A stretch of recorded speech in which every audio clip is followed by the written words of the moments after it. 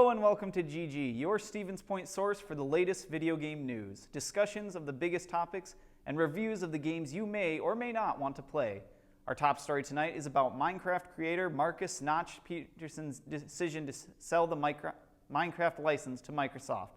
Later on, I'll be meeting with Evan Peterson and Quentin Kingswan to discuss the big budget game release Destiny. And towards the end of our show, we'll have a review of the PlayStation 2 hit Shadow of the Colossus.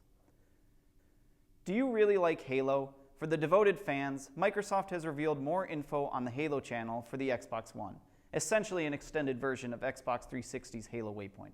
The channel will be available in the Xbox Hub and used for watching gameplay highlights, Major League Gaming streams, and behind-the-scenes videos and gameplay previews of the upcoming live-action series Halo Nightfall. The Halo channel will be launching later this year, something to watch for. Users of Twitch may need to exercise a little bit of caution while enjoying their favorite gameplay streams.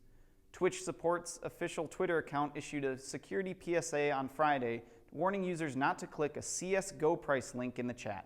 The link invites Twitch users to participate in a weekly raffle for a chance for items in the game Counter-Strike Global Offense, then leads to a Java program that asks for your name and email, and for those foolish enough not to put their information in, the file will be installed into their computer that takes all the money out of their Steam account and will also sell or trade items in your inventory.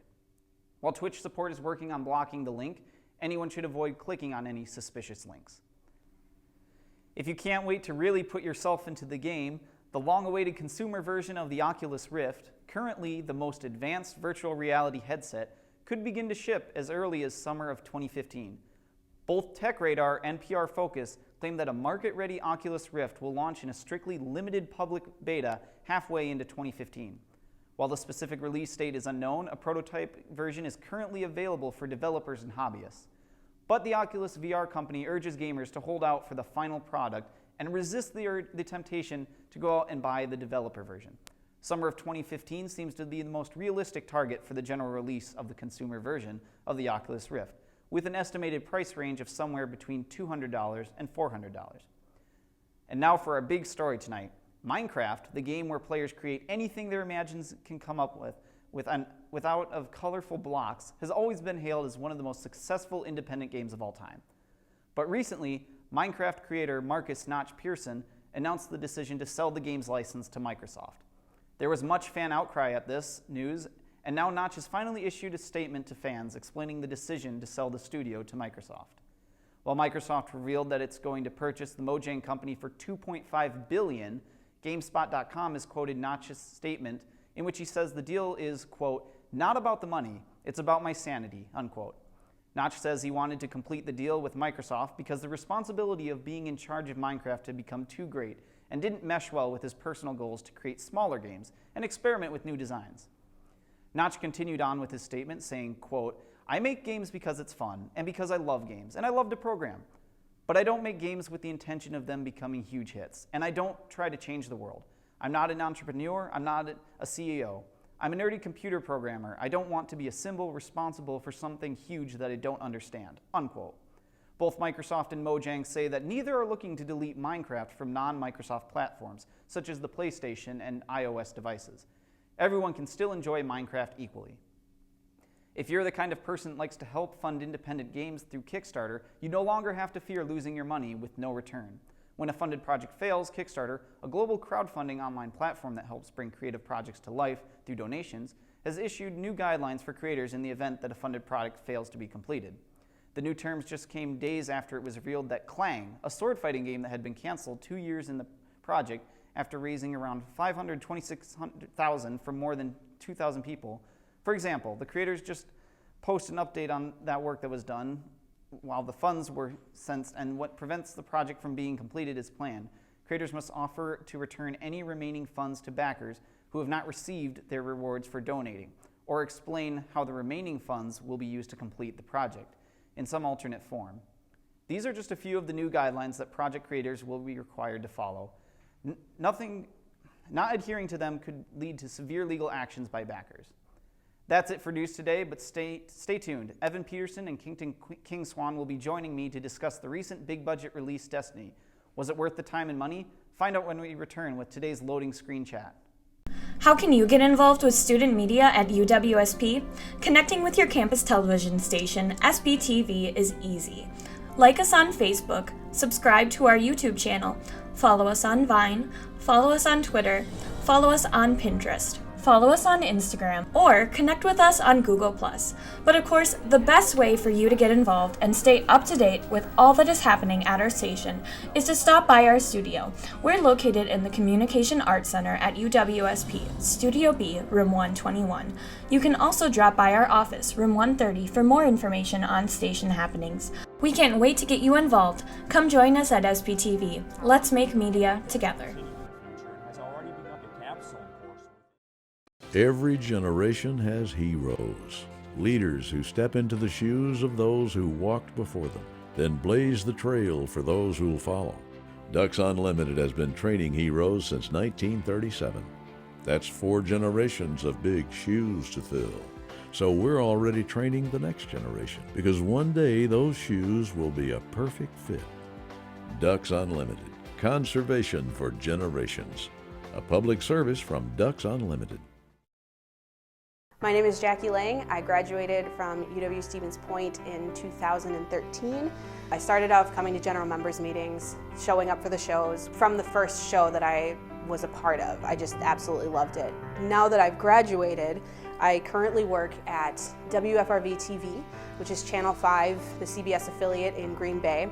I also freelance for Lashbro Visual Communications. All of my experience, all of my knowledge came from SPTV. And I will forever be grateful to this organization for that.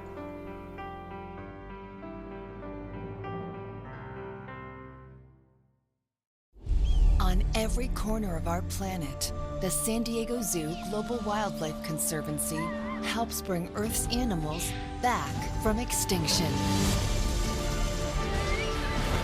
Join us now to end global extinction. You can help to save the planet and help restore Earth back to life.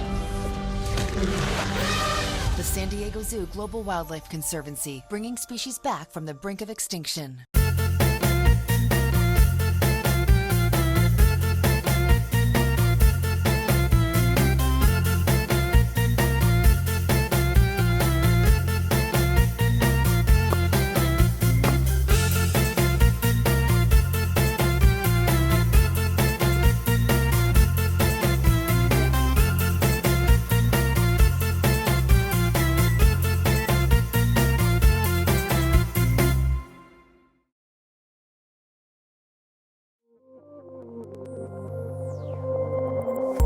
Serving a campus of 9,600 strong, we are the home of UWSP Television. We are SPTV. You can find us on Charter Channel 983, online, or on any of our social media sites. Welcome back to GG. For this week's loading screen chat, I have Evan Peterson and Quentin Kingswan joining me. We'll be sharing our thoughts on the recent big budget release, Destiny. For those of you who don't know, Destiny is a first-person shooter role-playing game that also contains elements of a massive multiplayer online game within it.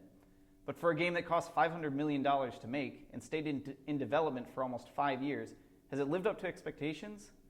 So what do you think, guys? What do you think? What are your opinions on Destiny? Just briefly. Well, I was really excited to play it, and I guess I wasn't disappointed. I think my overall impression of the game was, this is really beautiful, and it's nice. It's a nice game. What about you, Evan? Well, I haven't really gotten a chance to play it yet, but I've looked at it plenty, and it, like what he said, it looks really good, and everyone's saying that it plays really well too, and those are probably 2 of the most important things about a game, that if it looks good and it plays really well. Yeah, I've played it for about 2 weeks now, and probably the most solid part about it is the gameplay. It plays really well. It plays very smoothly. Kind of a good combination of Halo and Call of Duty. If you can kind of see that. You got the flying. You got a little bit of flying in there as well, so that's an added bonus. But it plays well. The gameplay is very solid. They did a really good. Activision and Bungie did a really good job on that. And the other thing you said, Quentin, was the art. the game looks beautiful. The art team definitely did their job on that. Everywhere I go, the couple of worlds that they have that you can explore, including Earth, always look great. Have you guys noticed that? Like the skyboxes on that, on like Earth, I think the Moon and Venus look really good. Yeah, they do. And what are some of your favorite parts about the game so far that you've played through? We'll start with the good before we move on. I don't know. I'm kind of stuck on that. I've always enjoyed. They've done a very good job with Destiny on outside of gameplay. Is the raids that really require a lot of teamwork, a lot of you have to really communicate with your friends and whoever you're with, because they're so difficult that if nobody's talking with each other, everything's going to fall apart. You die, you start over, and you just lose out on your chances. But when you work together and actually solve surprisingly puzzles in a first-person shooter game, when you actually manage to solve these puzzles, you do end up, you feel real good about it. You have this accomplishment of success and teamwork. And if you don't, you all get frustrated at each other, and then you just move on to the next match. Yeah. Let's see. What did you guys think of the story in Destiny, or lack thereof? What are your opinions on that? The story I thought was pretty standard. It wasn't disappointing, but it wasn't like really exciting. I mean, I think it follows the same premise that a lot of sci-fi games follow. Like there's some evil thing, and then there's like something. There's a bad thing. Go kill it. Yeah. What about you, Evan? Without giving away too much.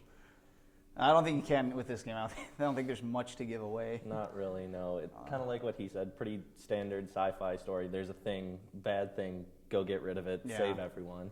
The game, what I did with this game was something I haven't done. I've wanted to start doing with some games, and this was the first time I tried it was they had all these, up to the game being released, in the 5 years that they were working on this, it was $500 million.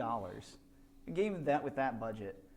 But in the 5 years that they were working on this, there were videos coming out, trailers and whatnot. And aside from the trailers, I kind of avoided watching more of the in-depth videos because I wanted this game to be a real surprise. It would be made by Bungie, who their last big game release was the Halo series, which is still a hugely popular game. And so I was like, I want this one to be a surprise, because Halo, when I first played that was completely new to me. Yes, it was sci-fi. There were, not completely original, but there was just so much to it, that I just got completely lost in the lore, and I loved it. And this game, I kind of wanted that same experience. So I didn't watch these, background videos and all these in-depth things about the game. And then the game came out, and because I don't know if it's because I didn't watch these, I didn't understand anything that was going on. I don't remember anyone's name in the entire story. It's like a 4 or 5 hour campaign of really boring stories and levels, and then there's all these characters that you just, their voices, but who are they? Why are we here? What's going on? I mean, for me, it was just incredible. I wouldn't say bad, but it was just disappointing. I mean, for a game that cost $500 million and took this long to make, and by Bungie, I was expecting so much more. Did you guys feel that at all? I felt the story was lacking, but I thought it was easy to just jump into. Yeah. You don't really need a lot of backstory. But yeah, the Halo series, their lore is really rich, where this one is kind of, I think it leaves you more to your imagination at this point. Well, also one of the huge problems with it was they have all this lore, they have all this background on like the alien species that you're fighting, but you have to go online to the Grim War, and you have to be online to find out what's happening in the game, and that shouldn't happen. That should never happen in a game. If I'm leaving the game to find out what's happening, you're taking me out of the experience, and you're losing the entire effect of it. Definitely. That's not I'm really hoping that's a practice that isn't continued with these giant games. And I only knew basic stuff about the world, but any sort of details, it was like completely lost on me. And and thankfully the game was fun enough in just playing that I didn't care, but I was able to kind of look past that. But did you guys end up looking at all that stuff? Were you able to, within the game, were you able to really find out much about the backstory of what's going on? Because all they know is you come back, oh, civilization's been destroyed. There's a traveler that's floating above the last city, and go kill things. I mean, why wasn't there more to it?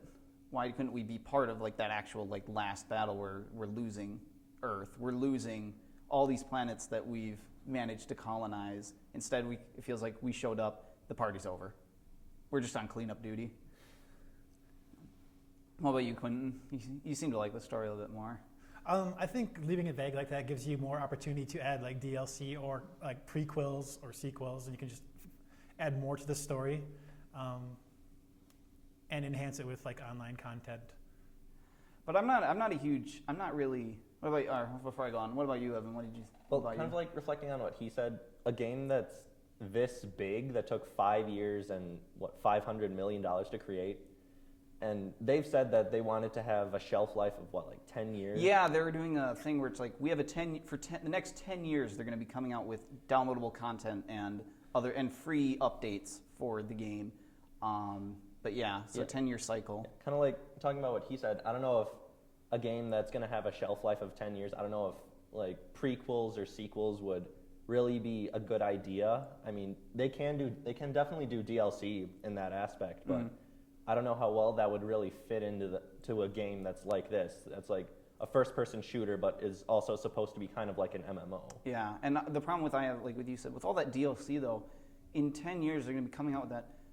The fact that they're a lot of people have been defending it, saying, oh well, there's it's okay that there's not a whole lot there right now because it's got 10 years to come out with more stuff.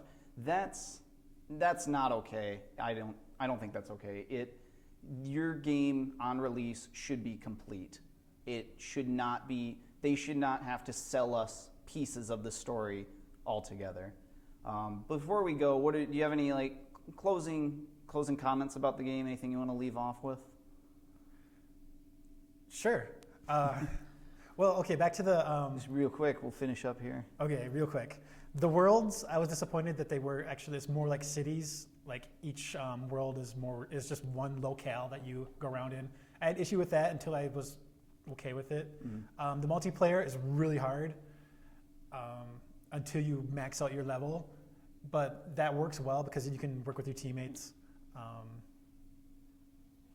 Yeah, and the rewards for continuous play is more upgrades to your weapons and armor, which I thought was fine. What about you, Evan? Well, like I said before, I haven't really played the game myself, so I can't really give a full opinion on it. But like, kind of like what he said, it looks good. I'm pretty sure that I would like it a lot if I played it. But also kind of reflecting back on what I said earlier, there's a lot of stuff that needs to be put into the game that is, for all we know, could take a long time to be put in. So if I were to get it, I would probably wait a bit. Mm-hmm. That's it for our discussion tonight, but stay tuned because coming up next, we have a review of the PlayStation 2 classic Shadow of the Colossus. Hi, I'm Laura Braun, the General Manager at SPTV. I'm a Stevens Point native and want to make sure that we're providing you with the best local coverage of all the news, sports, and entertainment as we possibly can. If you have any questions or comments about our organization, feel free to email us or stop by our offices. We're located in the Communication Arts Center at the University of Wisconsin-Stevens Point and can't wait to meet you because today we can make media together.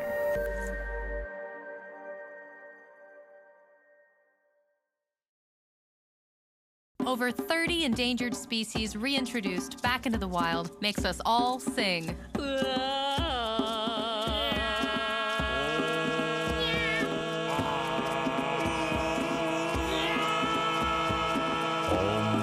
Join the voices of the San Diego Zoo Global Wildlife Conservancy, bringing species back from the brink of extinction so the world works in harmony.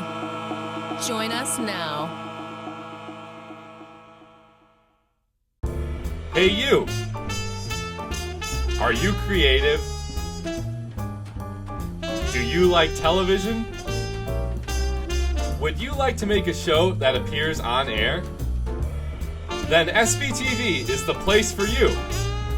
At SPTV, you can appear on air, learn how to shoot and edit video, write and produce your own show, and most importantly, gain skills and experiences that will last a lifetime. Want to join us at SPTV? Come check us out in the Communication Arts Center, rooms 121 and 130. We'd love to meet you. SPTV. Let's make media together.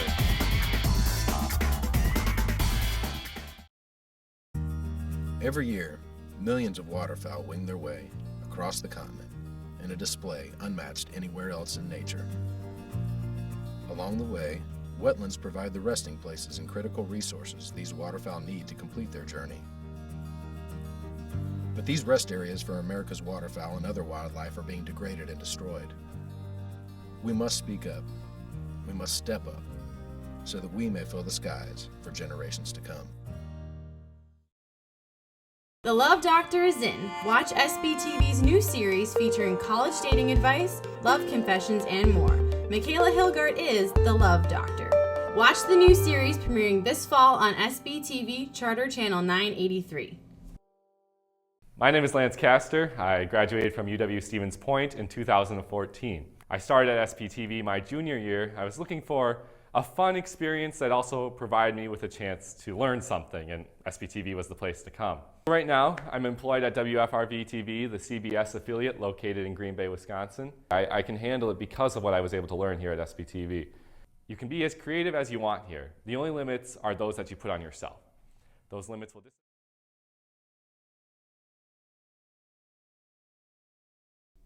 Welcome back to GG. It's time for our weekly game review. Today we take a look at one of the later games to release for the PlayStation 2, a game that amazes both visually and in gameplay. Let's take a look at Shadow of the Colossus.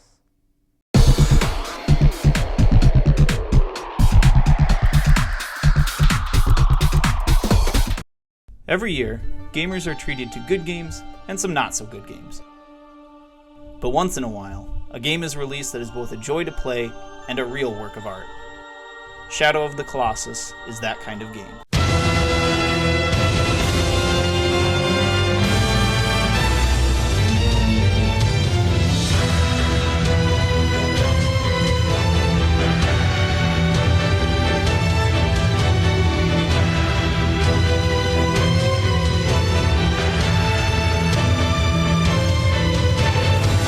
Shadow of the Colossus is a third-person action-adventure game published by Sony Computer Entertainment and developed by Team Ico. Released in 2005 for the PlayStation 2 and released again in 2011 for the PlayStation 3.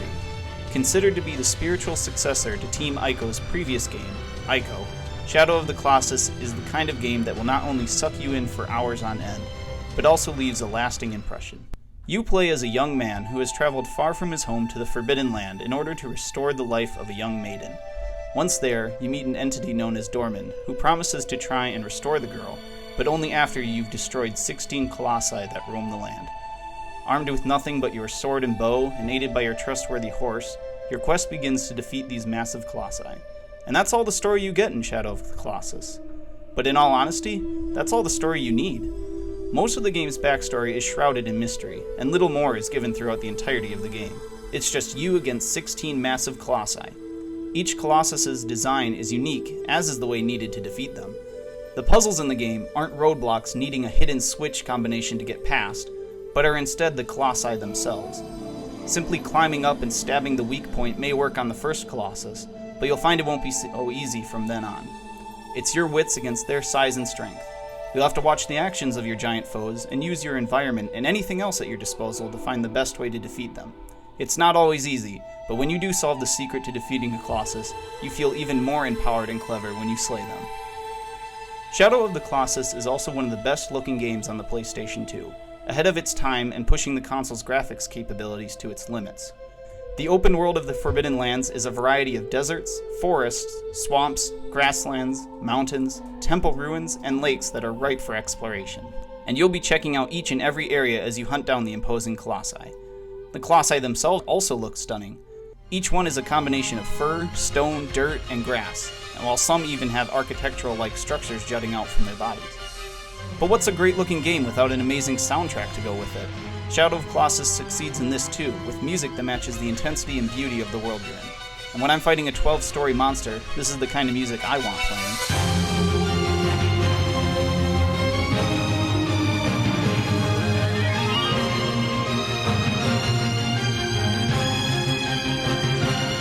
For all its greatness, however, Shadow of the Colossus may not be for everyone. Some players may not enjoy that the entire game consists of only 16 boss fights and nothing else.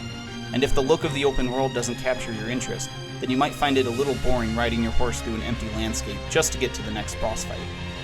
But then again, the sense of emptiness and loneliness is sort of one of the main points of the game. The game also has very sensitive controls, and your horse will often veer off in a direction you didn't intend just because you nudged the joystick to the left on accident. And if you're not great at puzzle solving, figuring out the key to defeating a colossi can be a bit frustrating. Team Ico's Shadow of the Colossus is an experience that every gamer should at least try. You'll never find another game like it anywhere, and it's one you'll never forget. It doesn't need the complicated or flashy combos and over-the-top explosions that other action-adventure RPGs have these days. It succeeds in its simplicity. Each battle against a colossus is unique and memorable. The game ranges from calm and relaxing as you ride through beautiful landscapes, to intense and heart-pounding as you try to avoid being smashed to pieces by a colossus. And if nothing else, Shadow of the Colossus is a game that you will always remember.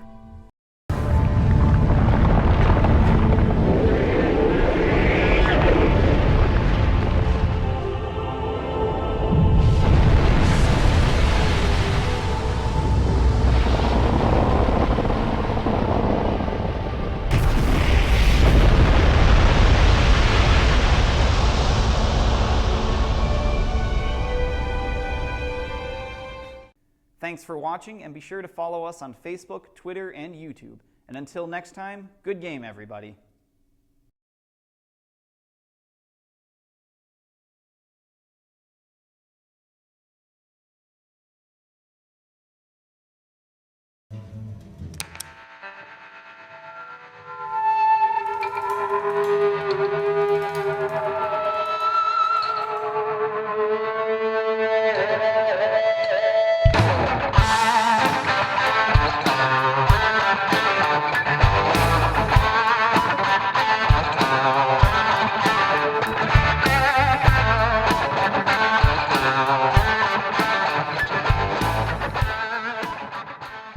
This public service announcement is brought to you by SPTV. Hi, my name is Julia Flaherty. I've been living with juvenile diabetes for more than half of my life. I realized fairly early on in my diagnosis that this was an opportunity for me to take responsibility to draw awareness about a disease that, according to JDRF.org, affects almost 3 million Americans today. November is National Diabetes Awareness Month. That's why I'm asking you to tweet me at Miss Trenchie on Twitter to tell me how you are going to help the world be diabetes-free. This disease is not curable. It is treatable. But for some people, that doesn't make it any less tolerable. Whether you have juvenile diabetes, know someone that does, or are just inspired to learn more about it, the month of November gives you a great opportunity to start. Don't push disease to invisibility. Set it free. This public service announcement is not affiliated with JDRF.org. This has been an SPTV production. Together, we strive to make media with UWSP students.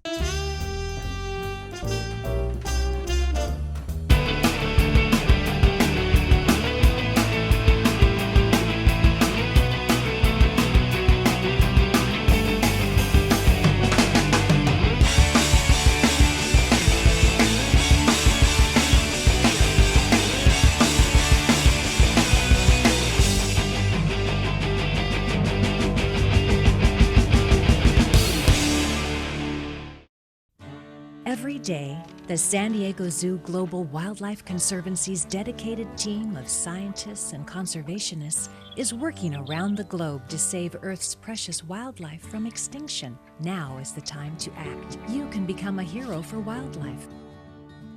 And with your generous gift, you can create a path that will help bring animals back from the brink of extinction. Together, with your generosity, we can do even more.